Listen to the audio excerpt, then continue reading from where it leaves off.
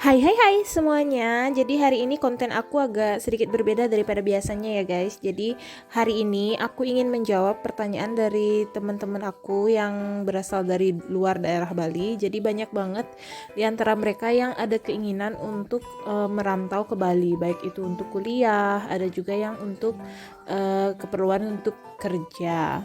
Nah, di antara mereka itu banyak banget yang nanya nih sama aku, kalau misalkan aku tinggal di Bali, aku ngekos di Bali itu kira-kira aku butuh biaya berapa gitu. Nah, cocok nggak misalkan kalau misalkan kerja di toko atau di kantoran, gajinya cukup nggak ya kira-kira untuk hidup sebulannya.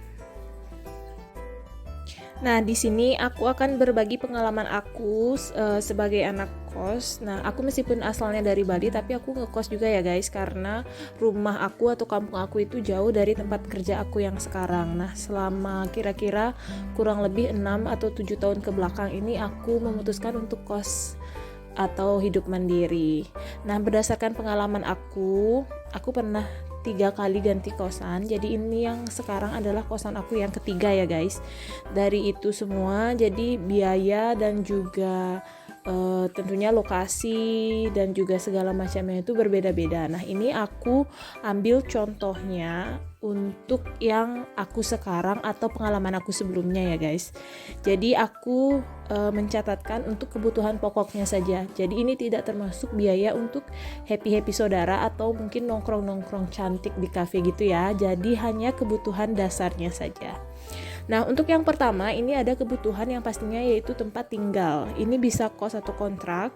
Kalau di sini kebanyakan untuk yang kontrak dalam bentuk rumah itu biasanya untuk bayarnya kira per tahun ya guys. Jadi bukan per bulan. Ada yang per bulan cuma jarang banget.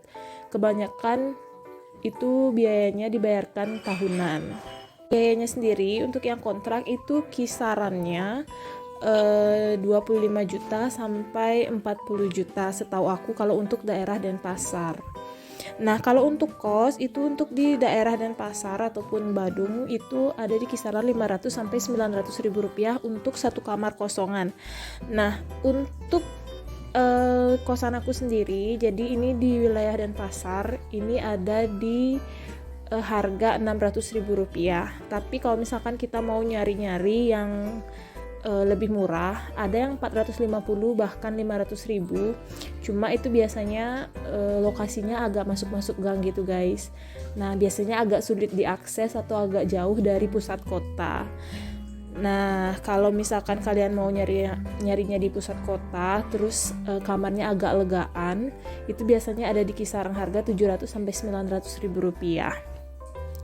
Selanjutnya, ini untuk listrik ya, masih dalam kelengkapan kosnya biasanya. Jadi pengalaman aku pernah bayar listriknya yang manual, yang pakai hitungan KWH sama yang token. Nah, kalau untuk yang hitungannya KWH itu biasanya bayarnya sekitar 75.000 sampai 90.000 per bulannya. Kalau aku sendiri ini bayarnya sekitar 150.000, tapi aku pakainya token ya guys. Jadi nggak nyampe 150.000 tapi mendekati 150.000 rupiah per bulannya. Ini aku pakainya alat elektroniknya itu yang pasti kulkas, rice cooker, terus ada kipas angin, aku pakai beberapa filter akuarium, dan kebutuhannya yang lain itu menghabiskan sekitar 120 atau 130 ribu rupiah per bulannya. Ini kalau misalkan teman-teman mau pasang AC, sepengalaman teman aku itu kalau pakai AC kamarnya itu butuhnya sekitar 200 sampai 250 ribu rupiah ya untuk tokennya per bulan. Nah, selanjutnya yang ketiga ini ada juga untuk kebutuhan KIPEM. KIPEM itu iuran Banjar ya guys. Jadi kalau di Bali kan ada wilayahnya namanya Banjar. Nah, untuk iuran Banjar ini wajib dibayarkan, itu cuman nominalnya berbeda-beda tergantung wilayahnya masing-masing. Kalau aku dulu pernah ngekos di Kelan, daerah Badung, itu aku bayarnya 75.000 rupiah per 3 bulan. Kalau misalkan di Denpasar saat ini aku bayarnya 10.000 rupiah aja per bulannya. Jadi itu nanti ditagih per bulan atau bisa dirapel 2 atau 3 bulan sekali diminta. Nanti itu kita punya kartu merah gitu ya guys. Jadi nanti di kartunya ada catatannya kita belum bayar dari bulan berapa sampai bulan berapa. Next itu ada untuk kebutuhan makan. Nah biasanya selain kos, kebutuhan yang besar juga yaitu kebutuhan untuk makan. Nah kalau misalkan di sini di Denpasar untuk makanannya sendiri itu relatif lebih murah daripada daerah Bandung guys. Jadi kalau untuk di Denpasar masih ada makanan yang bisa kita beli dengan harga kisaran dari 5.000 sampai 30.000 rupiah per porsinya.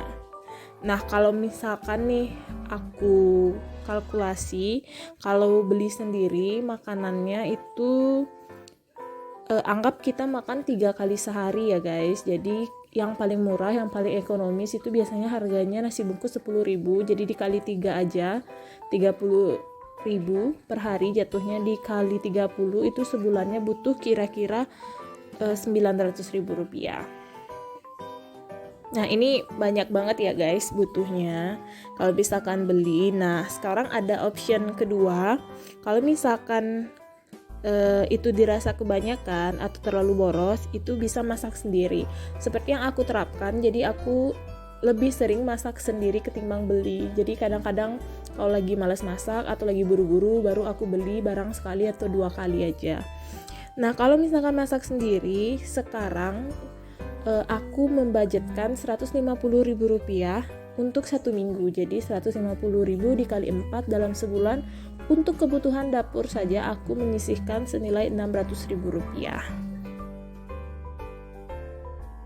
Kalau dulu aku ngekosnya sendiri itu biasanya lebih murah ya guys. Jadi aku cuma menyisihkan 100.000 rupiah untuk 1 minggu. Jadi dalam sebulan aku menyisihkan 400.000 rupiah.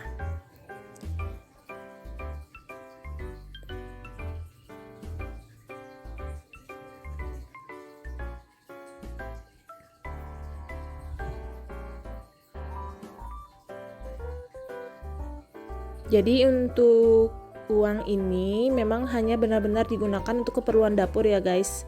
Seperti misal beli sayur, beli bumbu, atau beli daging. Jadi nggak bisa diambil untuk keperluan lain. Nanti keuangannya jadi kacau kalau misalkan uang yang dialokasikan untuk dapur itu digunakan juga untuk yang lain. Nah untuk selanjutnya ini selain kebutuhan makan ada juga kebutuhan untuk grocery. Jadi kalau untuk grocery sendiri itu kan dipakai untuk beli kebutuhan yang kita pakai setiap hari selama 1 bulan ke depan. Nah kalau aku sih biasanya belanjanya bulanan, jadi aku beli sekali terus aku stok gitu. Nah untuk grocery-nya sendiri ini aku per bulannya budgetkan 200.000 rupiah ya guys. Jadi ini segala macam kebutuhan seperti sabun, kemudian untuk kebersihan dapur, kebersihan kamar mandi, itu aku ambil semua dari budget yang grocery ini. Selanjutnya itu ada kebutuhan bensin. Jadi bensin ini nggak bisa kita abaikan ya guys, apalagi kalau misalkan jarak dari kosan ke kampus atau ke tempat kerjanya itu jauh. Nah kalau aku itu jarak ke tempat kerja aku sekitar 1 km, jadi deket banget.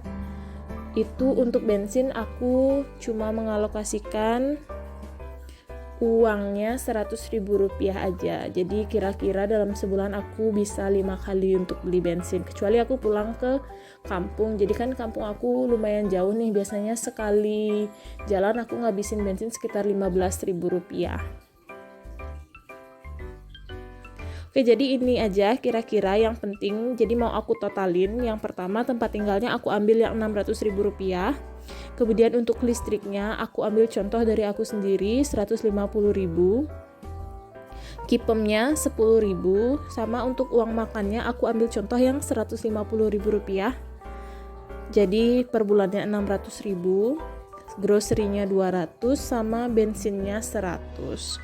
Nah, untuk totalnya ini kebutuhan pokok untuk hidup di Bali untuk 1 bulan itu di kisaran 1.660.000 ya guys. Jadi ini aku typo nulisnya karena aku lupa untuk input KIPEM-nya. Jadi sebenarnya kan harus dimasukkan juga karena itu harus atau wajib dibayar. Jadi kebutuhannya sebenarnya Rp1.660.000. Jadi ini aku ingatkan lagi guys bahwa ini adalah perkiraan untuk kebutuhan pokok atau kebutuhan dasar saja. Jadi kalau misalkan kalian suka nongkrong atau mungkin kalian suka happy-happy saudara, itu harus dibudgetkan lagi di luar dari yang aku tuliskan di sini ya guys. Atau mungkin kalian bisa hemat-hemat dari uang dapur atau dari uang grocery yang masih tersisa. Nah, sekian teman-teman perincian yang aku buat. Ini berdasarkan pengalaman aku juga ya, perhitungannya ngekos di 3 tempat yang berbeda. Jadi aku ambil rata-rata tengahnya dan perkiraannya.